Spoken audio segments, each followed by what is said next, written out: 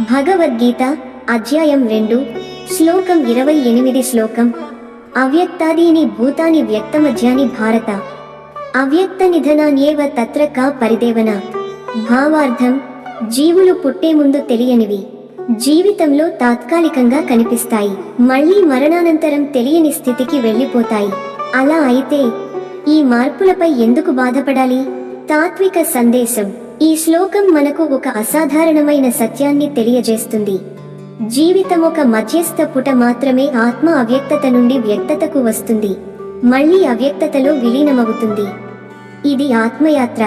దీనిపై విచారం అవసరం లేదు, అర్థం చేసుకోవాలి. ఉపమానం: ఒక నదిని చూద్దాం. ఆమె జననం ఎక్కడ జరిగిందో తెలియదు. ఆమె చివరకు సముద్రంలో కలిసిపోతుంది. అది కూడా మనకు కనిపించదు. మనకు కనిపించే దానికి మధ్యలో ఆమె ప్రవాహమే జీవితం.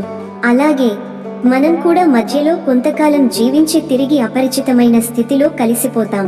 ఆచరణ పాఠం: జననము మరణము తెలియని అర్ధరహిత ప్రయాణాలైతే వీటిపై బాధపడటం ఎందుకు? ఇది మానవుడికి విరక్తి, ధ్యానం, ఆత్మవిశ్వాసం నేర్పుతుంది. ఈ శ్లోకం మనలోని భయం, భ్రాంతిని తొలగిస్తుంది. జీవితమంటే మధ్యలో ఒక ప్రకాశం. ఆత్మకి పుట్టుక లేదు, మరణము లేదని భగవాన్ శ్రీకృష్ణుడు అర్జునునికి తెలియజేస్తున్నాడు.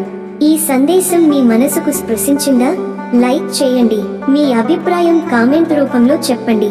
ఇలాంటి తాత్విక విశ్లేషణలు కావాలంటే సబ్స్క్రైబ్ చేయండి. ఓం శాంతి శాంతి శాంతి. ధన్యవాదములు.